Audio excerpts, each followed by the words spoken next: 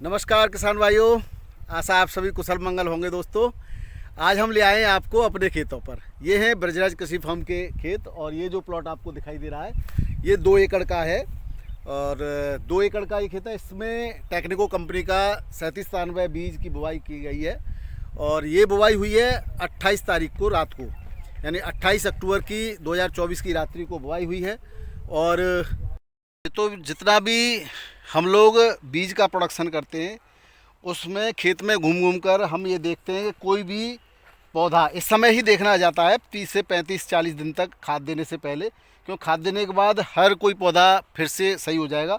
तो इस टाइप के जो भी पौधे होंगे ये आप देख रहे हैं उनको हम उखाड़ करके अलग कर देते हैं। हालांकि देखिए इसके अंदर वाइट रूट्स बन रही हैं, उस पर ट्यूबर्स भी बनने लग गए हैं। अभी 28 दिन का है ये, लेकिन इसमें ये बीज है, ये दिखाई दे रहा है, ये कहीं ना कहीं वायरस ग्रसित हो सकता है। इसलिए अभी ये पौधा हमें ऐसा लग रहा था कि ये वायरस ग्रसित हो सकता है, तो इस पौधे को हमने उखाड़ दिया है। और कहीं पौधे इसमें ज़्यादा है नहीं, इक्का दुक्का कहीं दिखा तो उन पौधों को हमने उखाड़ लिया। ये 2 पौधे मैंने उखाड़ के लाया हूँ अभी।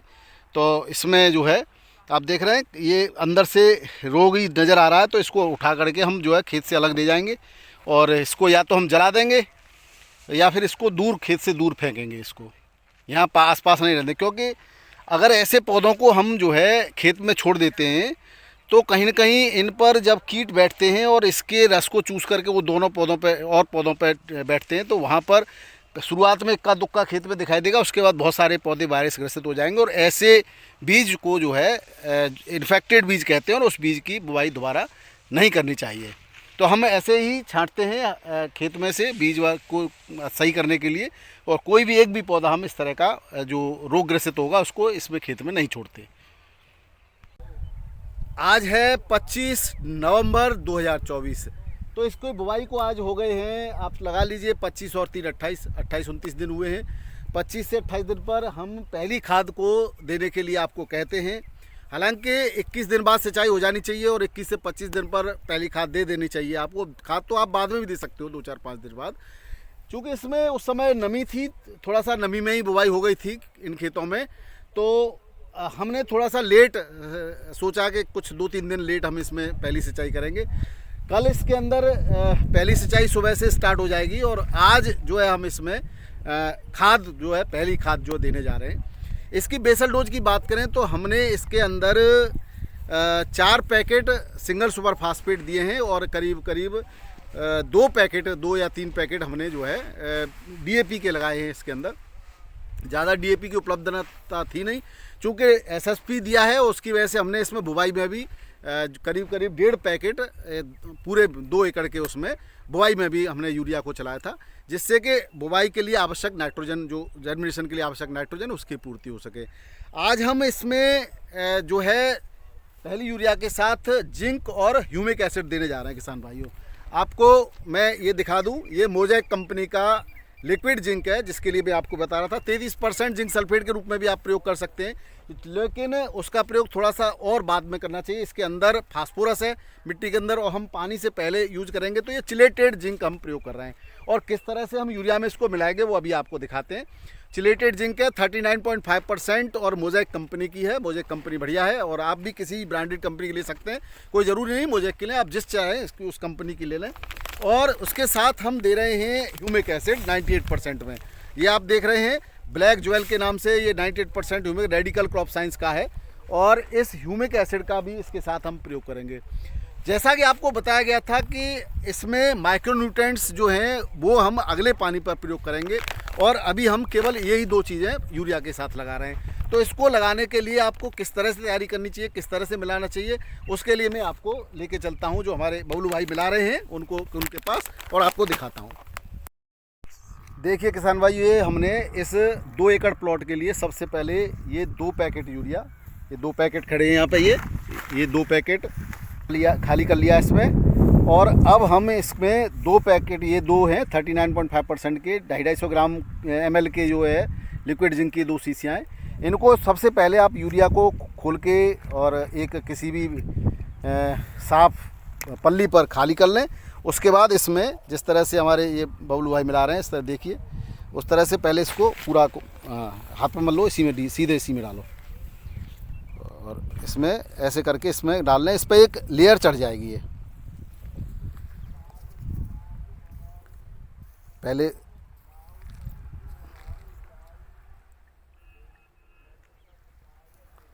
तो ये जेल है बहुत गाढ़ा, और इसकी ऐसे यूरिया पर एक लेयर चढ़ जाएगी।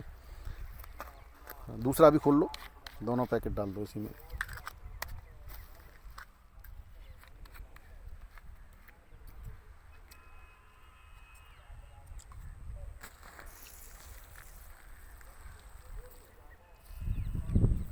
ये हमने 250 ml के दो जो हैं शीशियाँ खोल दी हैं। अगर इसकी कीमत की बात करें तो इस पर प्रिंट कितना है देखना भाई। 575 रुपये प्रिंट है। करीब 400 साढ़े 400 रुपये के आसपास में मिल जाएगी ये। अलग अलग रेट होते हैं अलग अलग जगह पर, और लेकिन इसका रिज़ल्ट बेहतरीन है। और अब इसको धीरे धीरे करके पूरे में मिक्स कर लेंगे।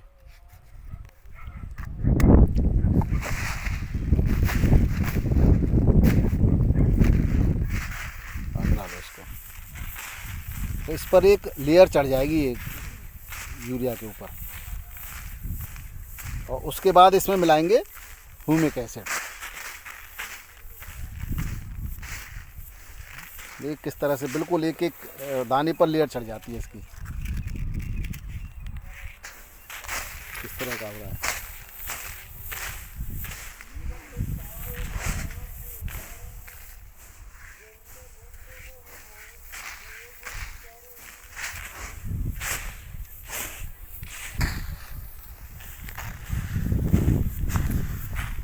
बिल्कुल भुरभुरा सा बन गया है, सूख गया है ये, बिल्कुल दानों पर चढ़ गई है लेयर, और बिल्कुल भी इसमें मॉइस्चर नहीं है। आप देखो धीरे धीरे करके ये दानों पर सूख जाती है बहुत जल्दी। ये बिल्कुल भुरभुरी लेयर है, बिल्कुल बिना मॉइस्चर के। एक बिल्कुल इसमें मॉइस्चर नहीं है ज़रा भी। ये देखिए ये लेयर चढ़ गई अब इन दानों पर। अब ये पूरी तरह से इसमें हमने जिंक को मिला दिया है।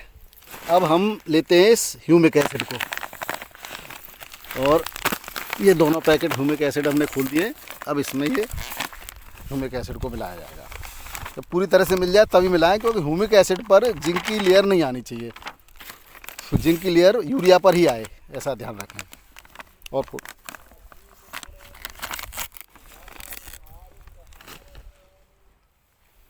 इसको ढंग से 1 किलो प्रति एकड़ पर्याप्त है। ऐसे ही इसमें 250 ml प्रति एकड़ ये जिंक की पर्याप्त है। इसके बाद इसमें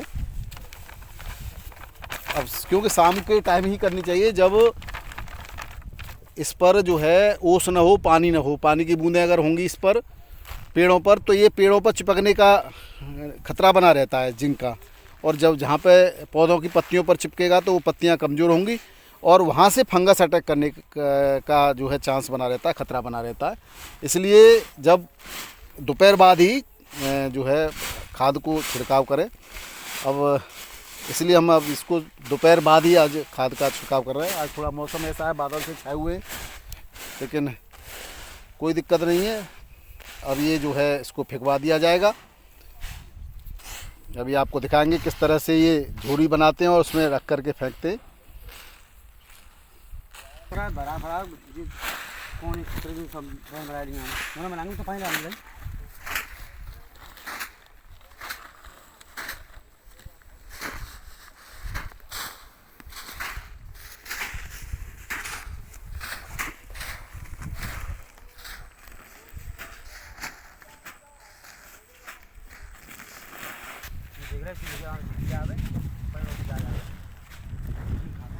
अट्ठाईस तारीख की बुवाई है, 28 अक्टूबर, और आज 25 नवंबर। करीब करीब 28 दिन के ही आलू हैं ये। और ये जो बराबर वाले प्लॉट में ये दिखाई दे रहे हैं, ये 30 के या 31 तारीख के हैं वाले। अब ये दोनों की जो है यूरिया बन गई हैं, और ये अब खाद को फेंकते हैं। दोनों अनुभवी हैं ये हमारे, और इसको ये फेंकना स्टार्ट कर दिया। इस तरह से खाद की फेंकाई होती है। इसमें जिंक की भी पूर्ति हो जाएगी और नाइट्रोजन की भी पूर्ति हो जाएगी। आशा है आपको वीडियो पसंद आया होगा। वीडियो देखने के लिए बहुत बहुत धन्यवाद। नमस्कार, आदाब, सत श्री अकाल, राधे राधे, जय जवान जय किसान। आपका दिन मंगलमय हो।